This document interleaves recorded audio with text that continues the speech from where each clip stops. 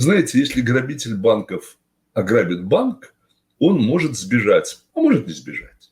Но если государство ограбит банк, если налоговая служба грабит банк, они всегда уходят безнаказанными.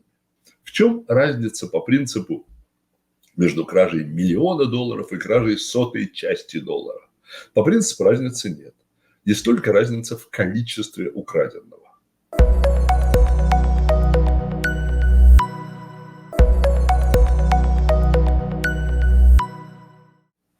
Тема 10, сессия 8. Вспомним закон бюрократии, который звучит так.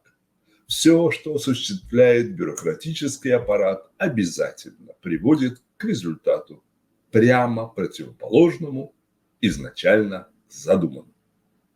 Вспомним патентное право. Знаете ли вы, что патент – это форма гарантированного грабежа? Авторское право – это лишь немного лучшая концепция для защиты основной собственности. Все эти меры недостаточны.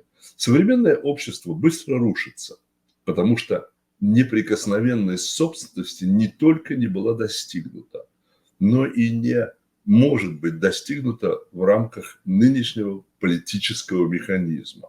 Первичная собственность не защищена, вторичная собственность была защищена только частично. Знаете, если грабитель банков ограбит банк, он может сбежать, а может не сбежать. Но если государство ограбит банк, если налоговая служба грабит банк, они всегда уходят безнаказанными.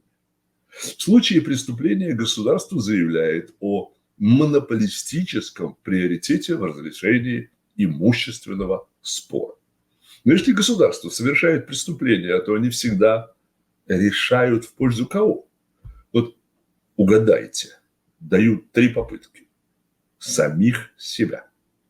Видите ли, есть очень мало шансов на справедливость, когда тот, кто совершает преступление, также является судьей. Я хотел бы сделать следующее заявление. Я хочу донести до вас гигантскую концепцию, простую концепцию, поэтому трудную для понимания. Это будет полным и окончательным разрывом со всеми прошлыми традициями. Вот эта концепция, вдумайтесь, сейчас будет непросто. Не существует такого понятия, как небольшое вмешательство в собственность. Вмешательство в собственность подразумевает, что владелец собственности потерял контроль над некоторой частью или всей своей собственностью. Принцип неприкосновенности собственности нарушен. Не имеет значения, была ли разграблена небольшая или малая часть собственности.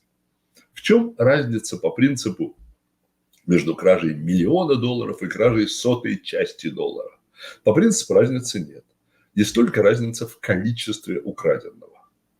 Если нормально украсть одну монетку, то также нормально украсть миллион монеток.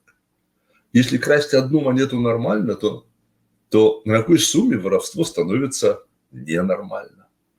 Не существует такого понятия, как мелкое преступление, небольшая кража. Можно сказать, что в результате кражи имущество, принадлежавшее другому человеку, уменьшилось на вот такую сумму. Но кража есть кража, сколько бы ни было украдено.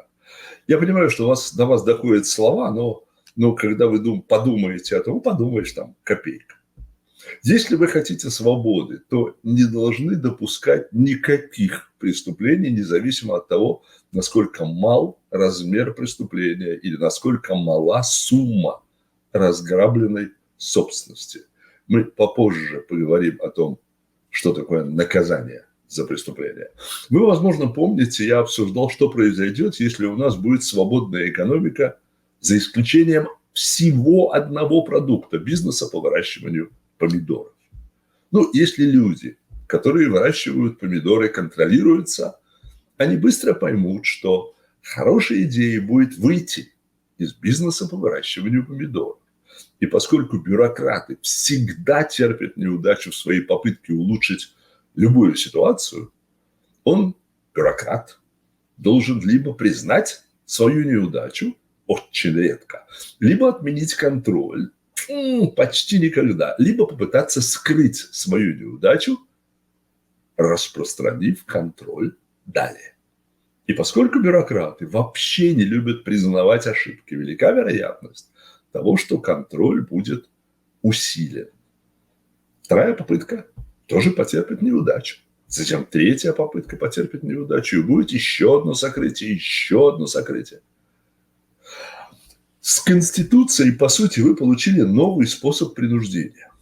Какой громоздкий способ принуждения? Прежде всего, у вас должен быть комитет для решения любой проблемы. То есть, по сути, все государство управляется комитетами. У нас есть Конгресс, но чтобы какой-нибудь принудительный законопроект попал в Палату представителей, он должен пройти через комитет. И все может умереть в комитете. Или его могут представить одному конгрессмену, и он даже не вынесет его на рассмотрение комитета, и он умрет прямо там. Потом, может быть, он наконец попадет на заседание Палаты представителей, и его отклонят. Но даже если он пройдет Палату представителей, его нужно передать в Сенат, и там они могут его отклонить. Но даже если Сенат примет его, он поступит к президенту на подпись, он может наложить вето, и оно будет отклонено там. Но даже если президент подпишет его, дело может попасть в Верховный суд. И они там могут отклонить его как неконституционное. Конституция у нас очень сложна к пониманию.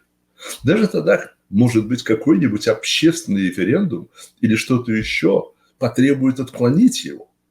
Какой громоздкий способ принуждения. То есть это невероятно неэффективно. Хорошо, что это сложно на самом деле. Но представьте себе, что это надо очень сложно сделать, иначе. А если вы хотите эффективный механизм, когда Людовик XIV правил Францией, он заявил: государство – это я. Что в вольном переводе означает, что я, Людовик Капет, король Франции, не сказал бы, это и есть закон. В нашей политической демократии происходило следующее.